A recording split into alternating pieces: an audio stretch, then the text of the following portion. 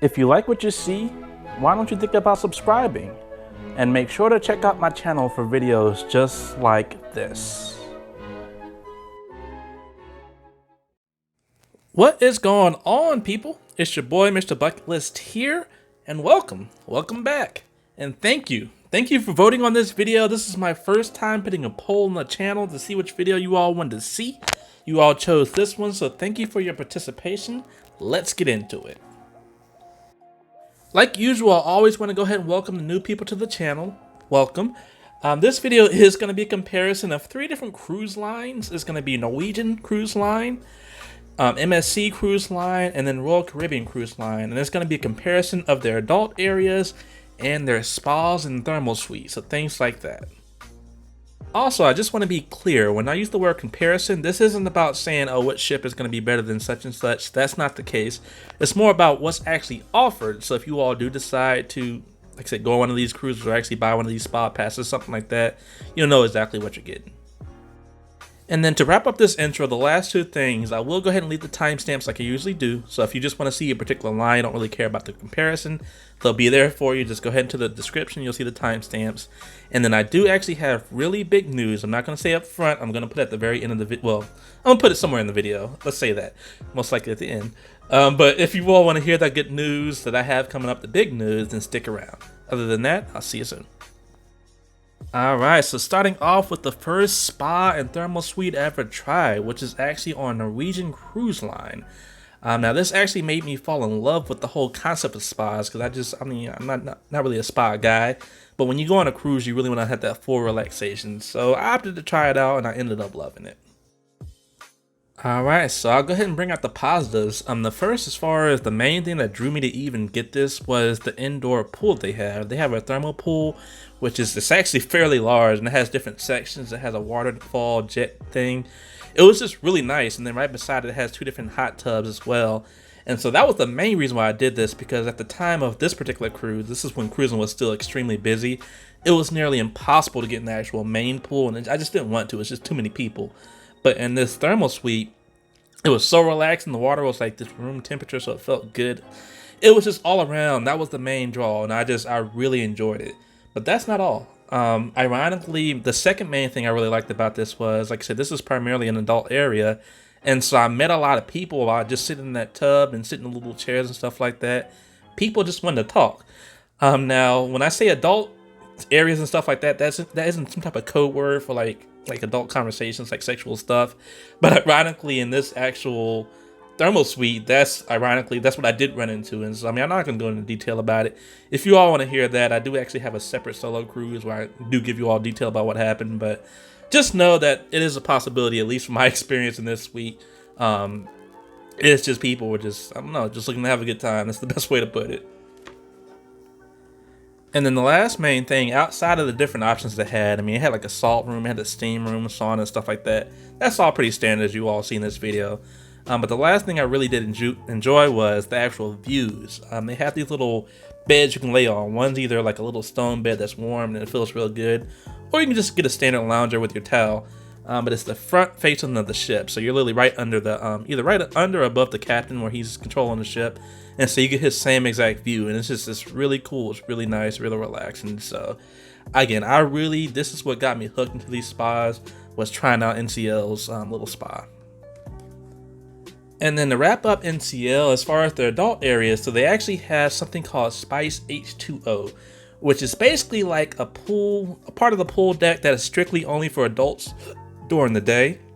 Excuse me. And then after that, like I think after 9 o'clock, it turns into like for everybody, so they can like screen movies and stuff for everybody, like the kids and stuff.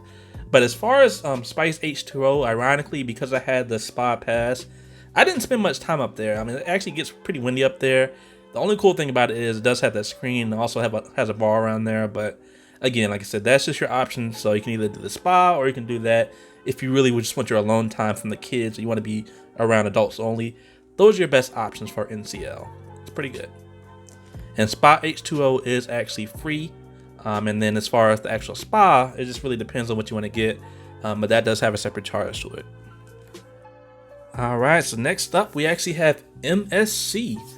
Now, before I go into detail about MSC, I will tell you all that these spas that I'm showing you all right now, they actually have like barbershops and nail salons, and you can get massages, things like that.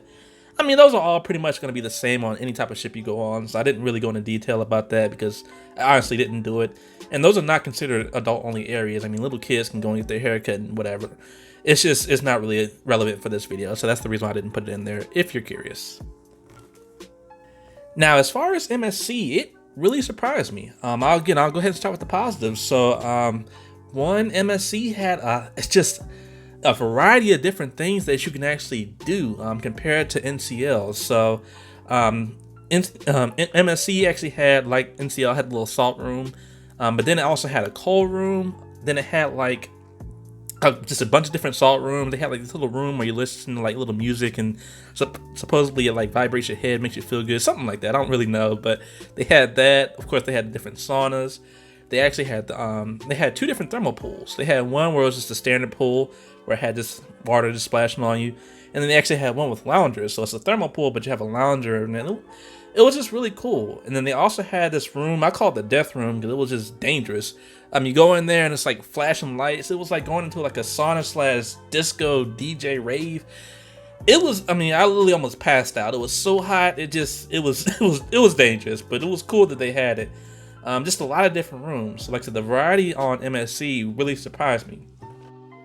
And then the second thing I definitely want to point out as a positive for MSC is going to be the actual vibes. I mean, as you all saw NCL, this isn't a bad thing, but NCL, you got the windows open, the water splashing from that waterfall. It was nice and lively. And I mean, it wasn't like a party atmosphere or nothing, but it just, you could tell stuff was going on. People talking, I mean, hearing water splash, stuff like that. Versus when you go to MSC, it was like you're going into a cave. It was so tranquil and just dark and just calming. It was just a different vibe. And then ironically, I mean, I talked to this one lady who was just kind of following me around for a little bit.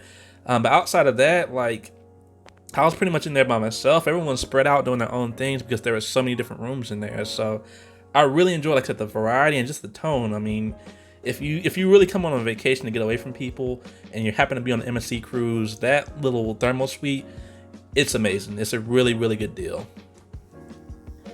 And then as far as the free option for MSC, they actually do have a solarium. So this solarium is not adults only, so I don't want to mislead you all and think, oh yeah, solarium's cool.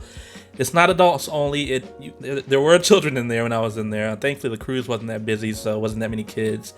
But the cool thing is it literally, I mean, it has a solarium, so it's able to open and close the windows if it's cold or hot, whatever the case. And it was nice. I was so mad at myself for not going there until almost the last day, but it was really cool. It's so many different hot tubs. There's multiple levels. There's multiple bars.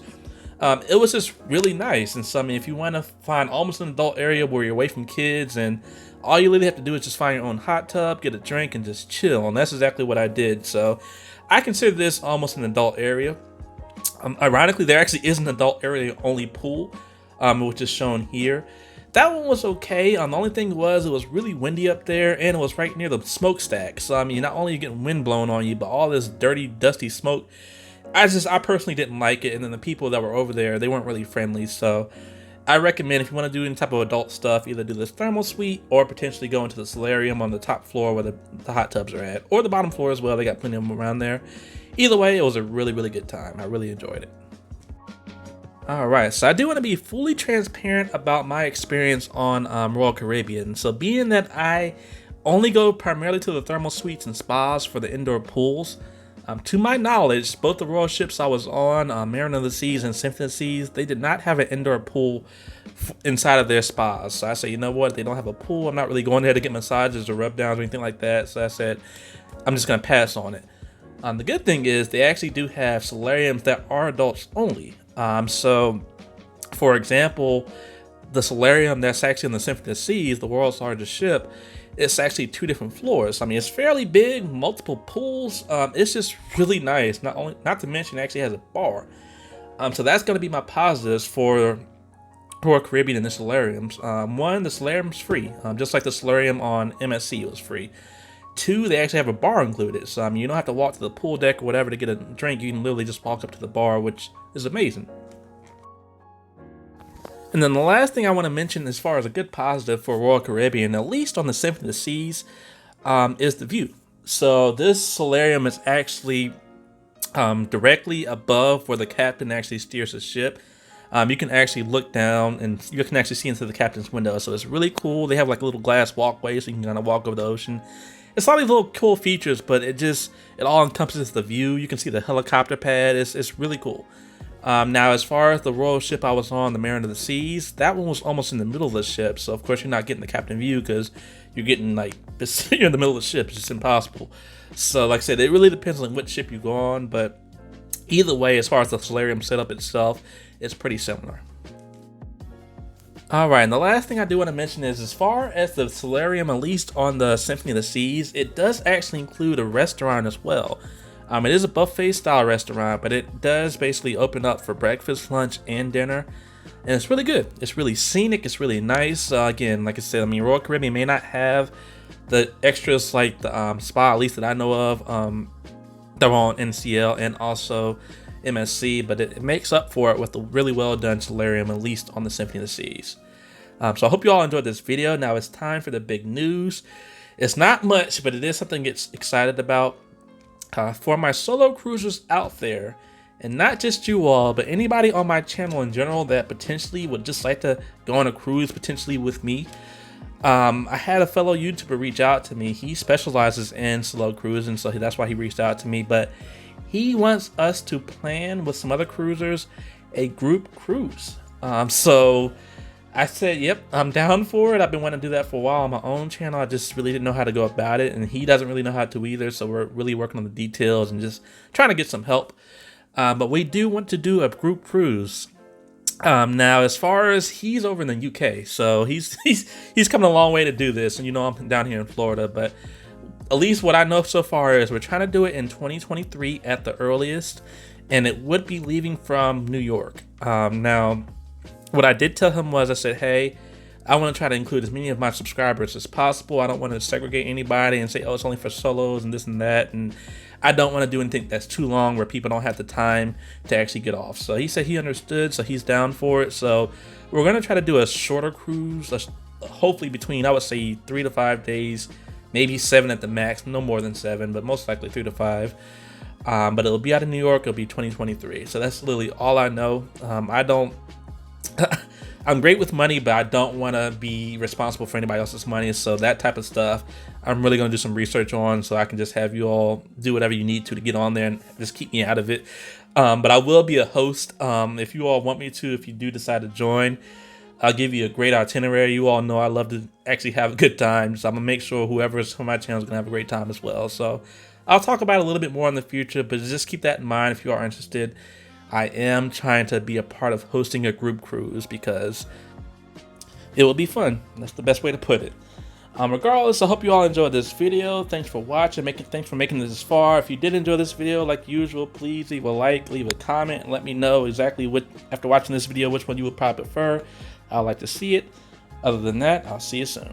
Peace out. Thanks for watching the video. If you like what you saw, please check out my channel for more videos just like this. Make sure to hit that subscribe button. Until then, I'll see you next time. Peace.